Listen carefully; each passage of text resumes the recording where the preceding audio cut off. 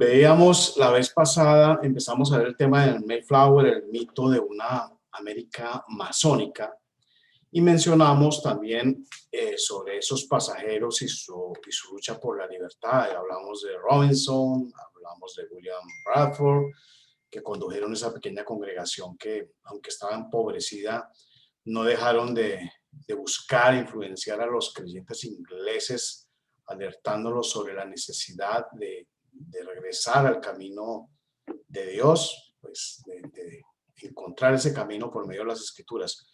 Para ello vimos también que Bradford fundó una pequeña imprenta en Holanda donde publicaba folletos atacando las tradiciones religiosas de la época, la que los peregrinos consideraban tradiciones paganas, y que luego de algunos años el rey Jacobo descubrió dónde funcionaba la imprenta y exigió a Holanda, como imperio, que les clausurara ese sitio y apresaran a esos separatistas y que los regresaran a Inglaterra.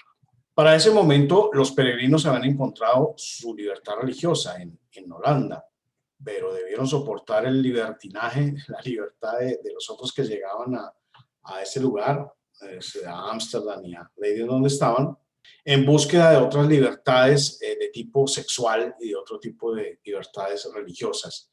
No había mucho control para nada. Entonces vieron mucha riqueza y mucha pobreza.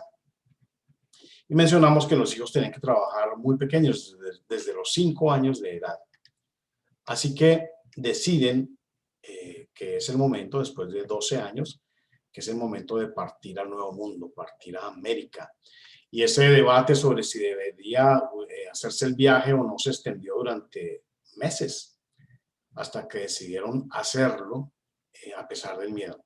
En esa época en que ellos pensaron viajar y decidieron viajar, en Jamestown, en Virginia, era una colonia de ingleses y les iba muy mal. Había muchas tasas muy altas de mortalidad, era el año 1617, había cerca de tal vez 1.500 europeos por mucho, y había 50 millones de indios. Entonces, viendo que Ámsterdam no era un buen lugar para criar a sus hijos ni mantener la adoración a Dios, decidieron emigrar a América. Vimos que se embarcaron de nuevo, zarparon definitivamente a América luego que el barco se les había hundido, que a más o menos unas 25 personas decidieron quedarse. Bradford parte hacia América y se queda el pastor Robinson. Bradford cuenta que más de 102 personas, entre peregrinos y entre miembros de la tripulación, que no eran de la congregación, tuvieron que compartir un espacio reducido con cerdos, con cabras, con pollos, con provisiones. Después de mucho sufrimiento, de mucho sufrir en alta mar, azotados por vendavales, que era una mala época para viajar, llegaron a tierra firme y las enfermedades empezaron a diezmar el grupo. Incluso antes de desembarcar una revuelta que ocasionó, incluso hay muchas pinturas sobre eso, ocasionó que los tripulantes del barco, tanto los peregrinos como la tripulación, llegaran a un acuerdo, hicieran un pacto de una ley. Hicieron un pacto y pues los peregrinos que estuvieran muy de acuerdo, pero tuvieron que firmarlo. No era un acuerdo de democracia, sino uno de obediencia a una autoridad electa que impusieron los del barco, y los peregrinos no tuvieron más remedio que hacer. No desembarcaron pues en Jamestown, es una ciudad muy bella, un pueblito muy bello, como lo había autorizado el rey, sino lejos de ahí, donde sufrieron ataques de los indios. Esto los obligó a embarcarse de nuevo y viajar un poco más hacia el norte, hasta lo que hoy es Plymouth, Massachusetts.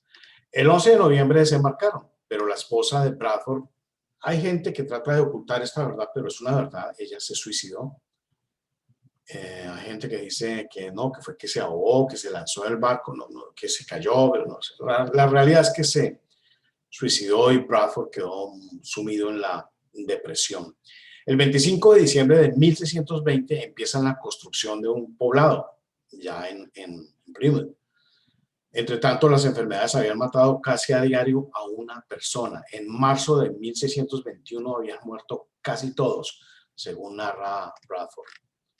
Pero entonces un indígena de la tribu Wampanoag los visita para darle la bienvenida y averiguar por su tiempo de estadía. Los indígenas querían saber, bueno, ¿qué van a hacer? ¿Se van a quedar? ¿Como cuándo se irán? Entonces los jefes Wampanoag y de otras familias hacen un acuerdo de cooperación con los peregrinos. Un indio llamado Squanto, que hablaba muy bien el inglés, les enseñó a los inmigrantes a sembrar maíz, eso es cierto, a cocinarlo, pues en Europa no había maíz, les enseñó a pescar, les enseñó a construir las casas adecuadas para el clima. Bradford escribió que Squanto fue un instrumento especial enviado por Dios para el bienestar de la comunidad, mucho más allá de las expectativas, dice Bradford. Poco a poco hicieron las paces con otros grupos de indios que eran hostiles a los peregrinos y la abundancia llegó al poblado, así que los inmigrantes decidieron darle gracias a Dios, recuperando una fiesta que ya se celebraba en Inglaterra, que tenía que ver con la fiesta de las cosechas, una fiesta judía, una fiesta hebrea.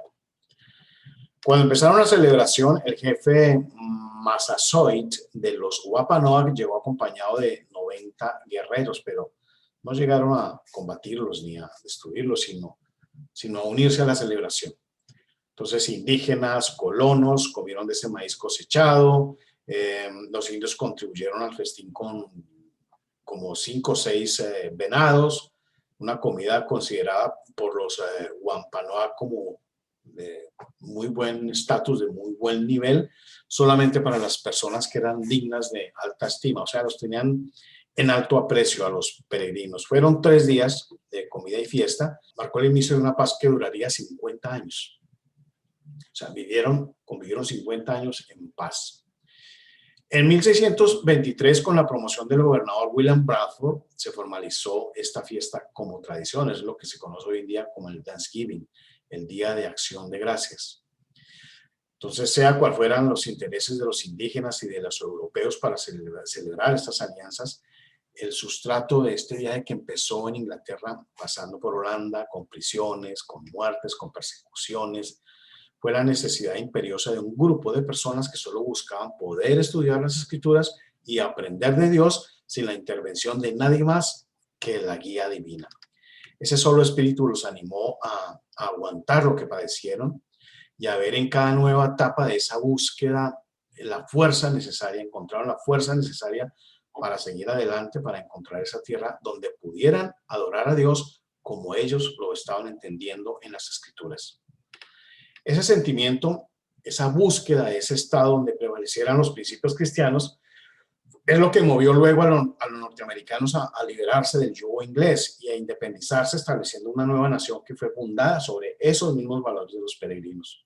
Esa nación que fundaron y que sería ratificada por la independencia, se convertiría luego en una luz para el mundo. Por eso, repetimos, por eso se odia tanto a los Estados Unidos de América, porque se ha convertido en ese faro, en esa luz para el mundo, para las personas que buscan esa libertad como el mayor de los tesoros y como el motivo por el que vale la pena entregar, si es necesario, hasta la propia vida. Cuando los peregrinos llegan a América, buscaban establecer esa nación, una nación basada o un estado basado en los valores morales absolutos contenidos en las Escrituras. Entonces, William Bradford fue uno de los sobrevivientes. Su tumba se encuentra hoy en día en Plymouth, sin las arandelas de las tumbas de Simón Bolívar o de Pablo Escobar o nada, una tumba normalita igual a otras. Es una tumba que sirve para el propósito de recordar de dónde viene el origen de este gran país. William Bradford fue el gobernador de la colonia de los peregrinos durante 30 años. Y sobre su tumba, varios años después, hicieron una tabla recordatoria que dice, en hebreo, dice: mi salvación viene de Jehová. Los descendientes de estos peregrinos también dejaron un monumento que no se conoce. En las escuelas no se enseña.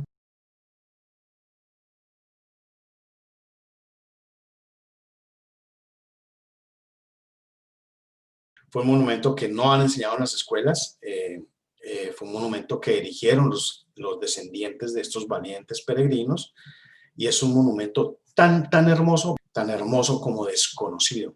Les decía que se llama la matriz de la libertad, pero no es la matriz, pero es la matriz de la libertad. Pero en las escuelas de Estados Unidos, desde que se inició acá la crisis religiosa, quitando la oración y la lectura de la Biblia en las escuelas, que coincidió con el comienzo del declive moral de los Estados Unidos como nación. No solo las escuelas contribuyeron a destruir ese legado de los peregrinos, también las iglesias. No voy a nombrar las religiones, pero muchas enseñaron que Dios había puesto a Estados Unidos como árbitros morales del mundo, como policías del mundo, y que por eso tenían derecho de entrar a cualquier país, de quitar gobernantes, ponerlos, volverlos a quitar, así no, si no servían a los intereses de los gobernantes de Estados Unidos de turno. Eso no tiene nada que ver con los valores morales absolutos sobre los cuales se fundó Estados Unidos. Esto fue consecuencia de la degradación moral que trajo el humanismo también sobre Estados Unidos.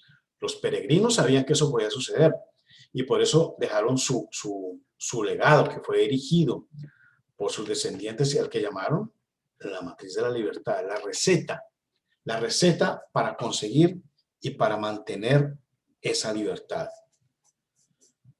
Cuando el pueblo de Dios huía en la antigüedad, que salió de Egipto, de ese imperio globalista, ese imperio del mal que era Egipto, y atravesó luego el Jordán, el Mar Rojo, pues primero el Mar Rojo, luego el Jordán, Dios también les abrió el Jordán para que pasaran.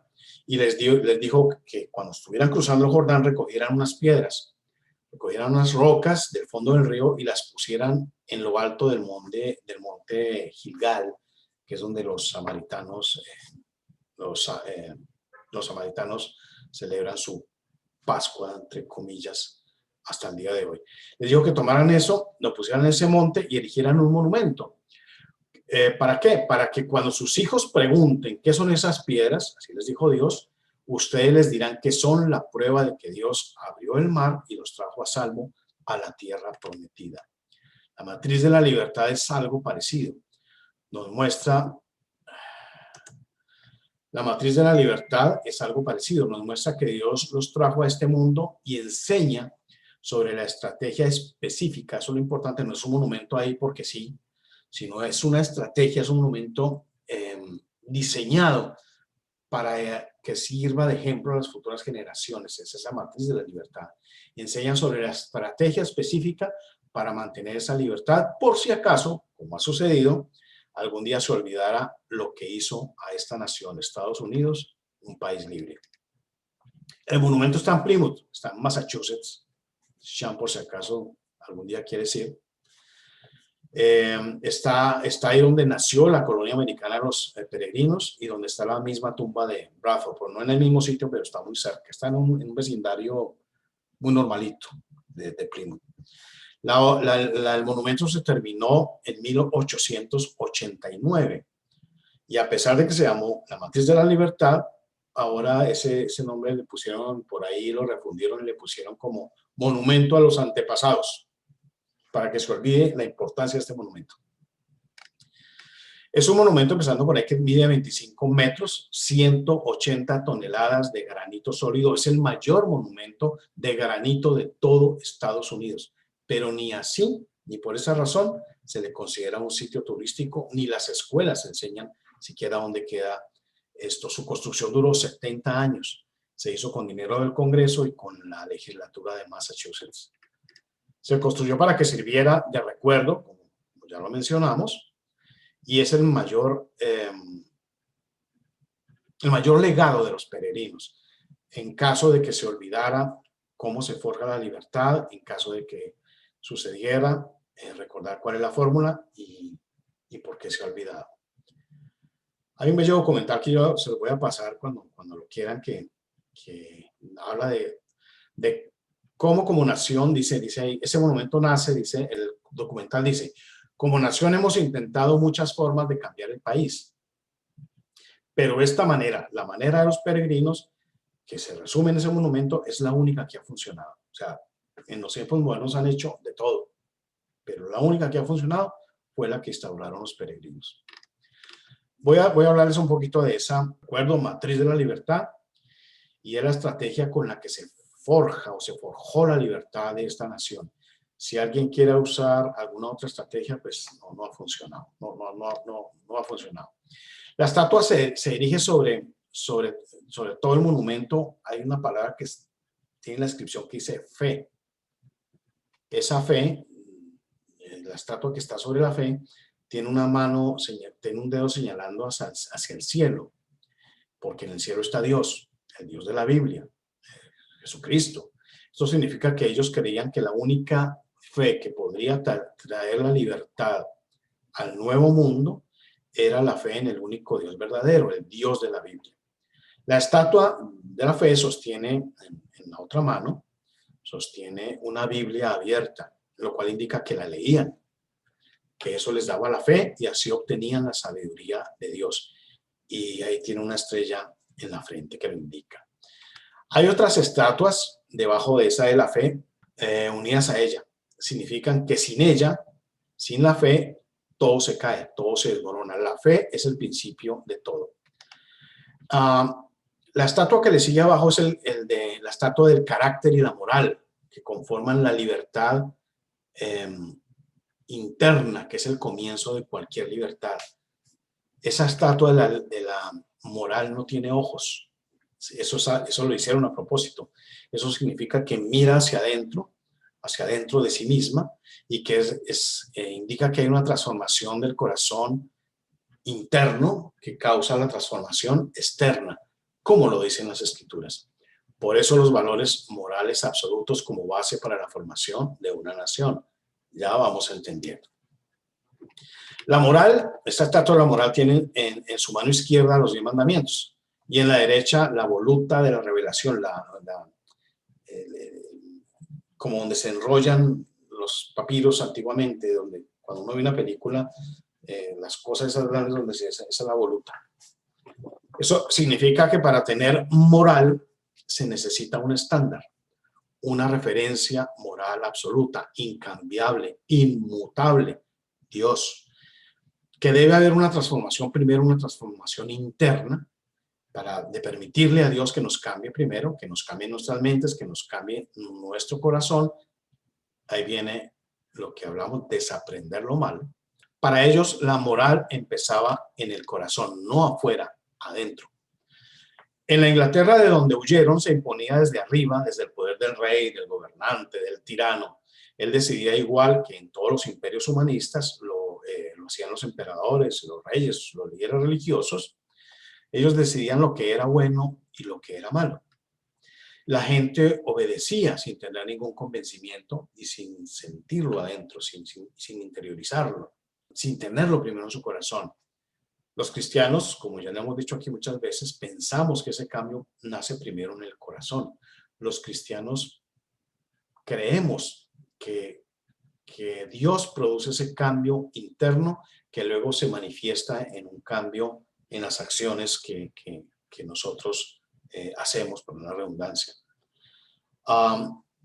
Eso significa que Dios es el que decide lo que es bueno y lo que es malo, y que ningún líder religioso puede decidir ni obligar a nadie a creerlo, ni obligar a nadie a que haga según su voluntad y decida según su voluntad lo que es bueno y malo. Eso no lo decide ningún líder religioso, ningún rey, ningún emperador.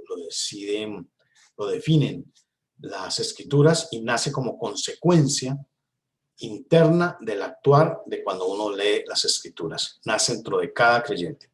Hay individualidad. O sea, hay unas bases morales absolutas, pero no en este tipo de cosas, sino en otras que las Escrituras definen muy exactamente. No en ese tipo de nimiedades, si es bueno o malo ir de rodillas a Monserrate o de nada de eso, sino sobre la justicia, sobre la moral, sobre valores morales absolutos que definen las Escrituras, sobre los cuales no hay ninguna equivocación. Eso es lo que se llama libre albedrío. Ser miembro de una iglesia, como lo creían firmemente los peregrinos, no hace a nadie cristiano. Entonces, en la estatua hay una estatua lateral al lado de esta, de la moral, y dice el evangelista. El evangelista se ve escribiendo los evangelios. Quiere decir que necesitamos los evangelios porque nos enseña que Dios se hizo carne para liberarnos. O sea, libertad es la esencia del monumento.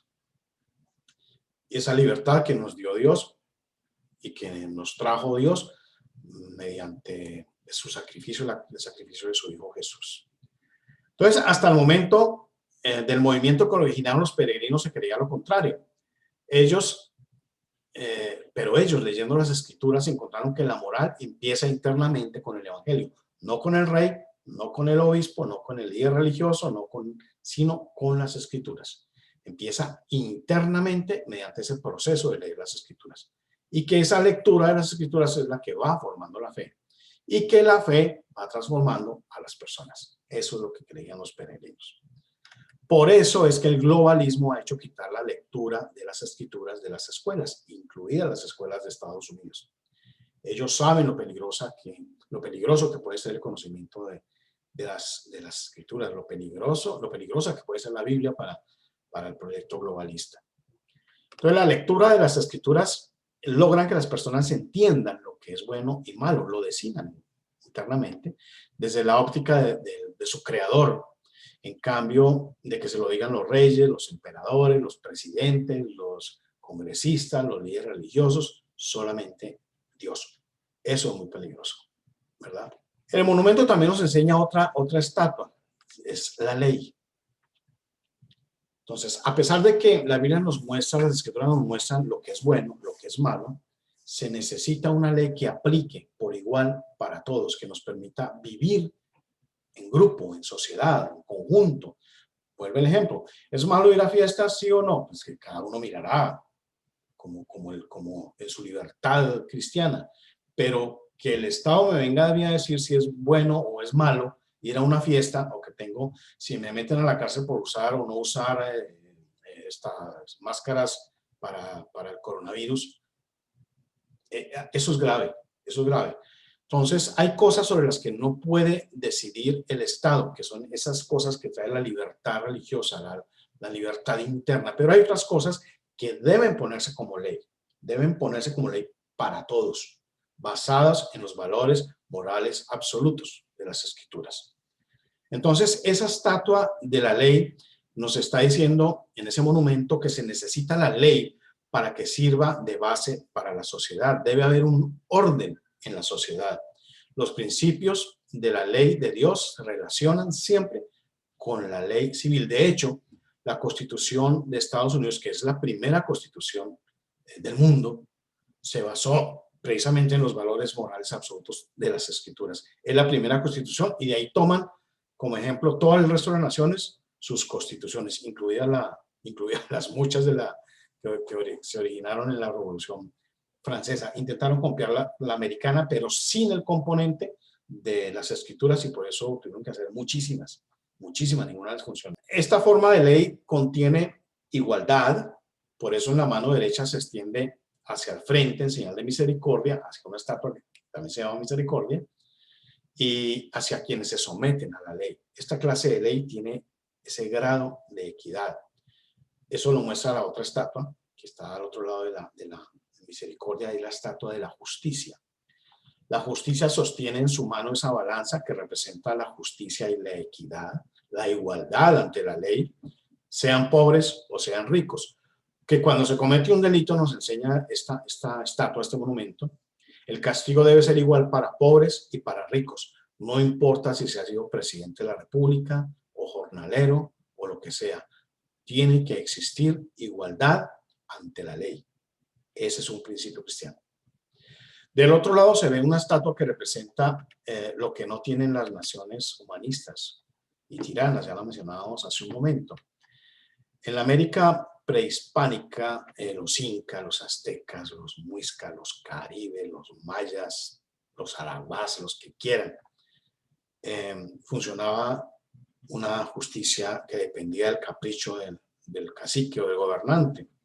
Si el gobernante quería arrancarte el corazón, lo podría hacer sin ningún problema, sin contrapeso. Si quería enterrarlo vivo, sin ningún problema. Si quería coger los hijos de las mujeres o de las otras familias y enterrarlos ahí para construir su casa, como pasaba con los muiscas en Bogotá, Lo podían hacer perfectamente, sin ningún contrapeso, sin ningún problema.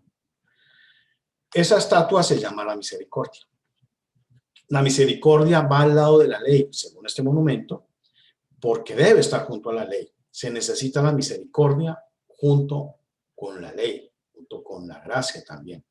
En el tipo de ley basada en las normas contenidas en las escrituras, siempre hay un componente muy, muy grande de misericordia. Entonces, el secreto revelado de esta matriz de la libertad, que casi nadie conoce, es ese. Se empieza con la fe en Dios, en el Dios verdadero, porque eso es lo que produce el cambio interno en el corazón, desde el corazón hacia afuera.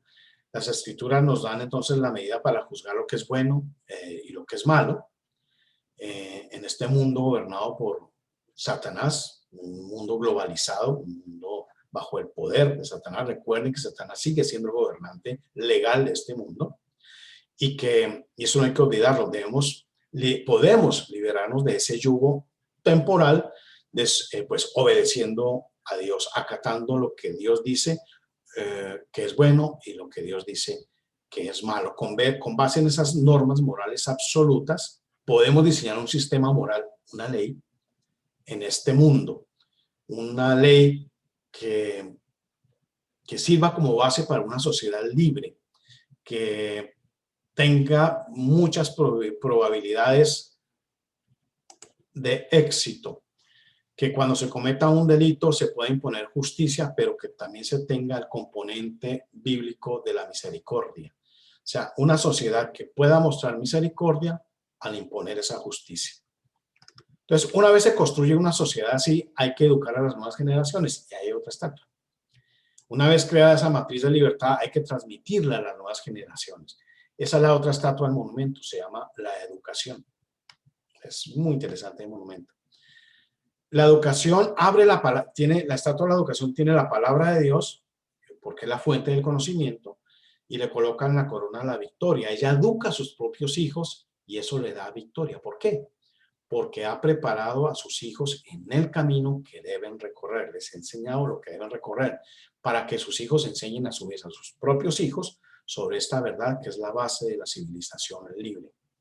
Hay un texto en Deuteronomio que dice, Deuteronomio 6, 6 y 7 dice: estas palabras que yo te mando hoy estarán sobre tu corazón y las repetirás a tus hijos y hablarás de ellas estando en tu casa, andando por el camino, al acostarte y cuando te levantes, a toda hora. Entonces, por eso los peregrinos saben que eso es importante, la educación. En una de esas estatuas laterales que representa a la juventud, muy cerquita de la educación, se le ve a la misma educación de joven, educando a su hijo. Tiene un libro y un rollo donde escribe. Lo está preparando desde una edad muy temprana y esa es responsabilidad. ¿Qué significa eso? Que la responsabilidad de la educación es de los padres, no del Estado.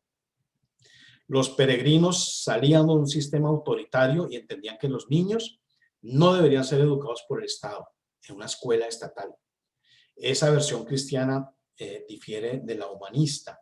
En la visión humanista alejada de Dios se dice: no eres nadie, no tienes derecho sobre tus hijos, no puedes educarlos, sino solamente como yo, el rey, el emperador, el líder religioso, lo que sea, ordena que deben ser educados. Tú eres un esclavo y tus hijos serán mis esclavos. Eso hace el Estado. Pero los cristianos decimos otra cosa. No, la crianza de nuestros hijos es nuestra responsabilidad, es un derecho y una responsabilidad que Dios nos entregó, que Dios delegó en nosotros, y como padres no vamos a permitir que otros nos digan cómo debemos educar a nuestros hijos. Nosotros vamos a enseñarles sobre la moral, sobre la fe, sobre esa fe que nace en el corazón, para que ellos entiendan la importancia de una justicia que contenga el aditamento bíblico de la misericordia, que entiendan la importancia de tener a un Dios como base en nuestras vidas para la formación también de una vida en sociedad.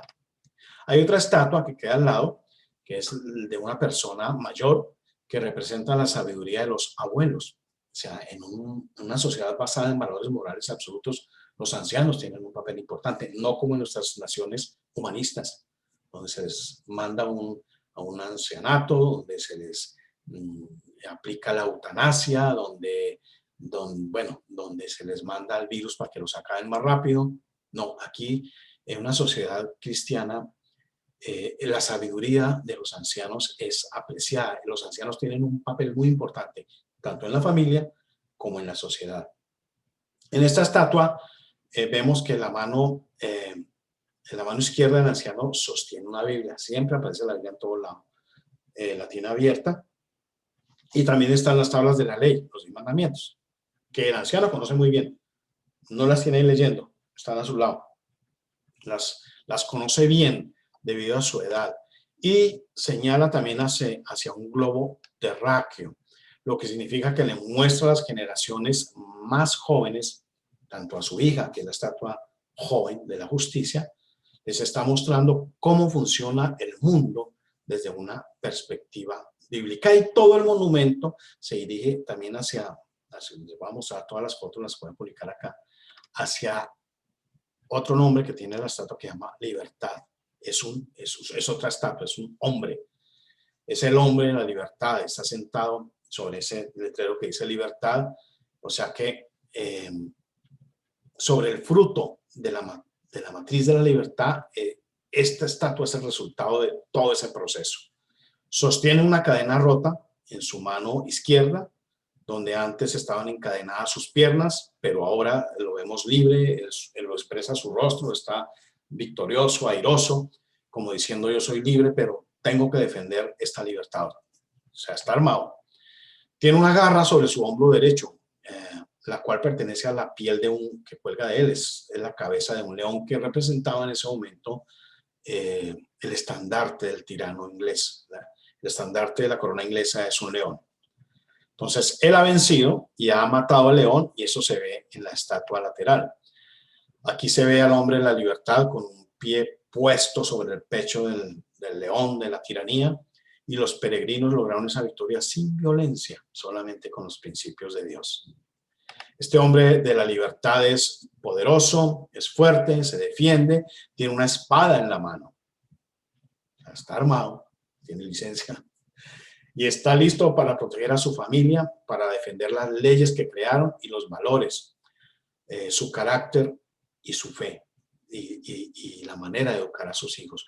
Nos muestra que si hacemos las cosas bien, podemos ser individuos libres, fuertes, que podemos defender esa libertad y pelear por ella si es necesario. Así no queramos.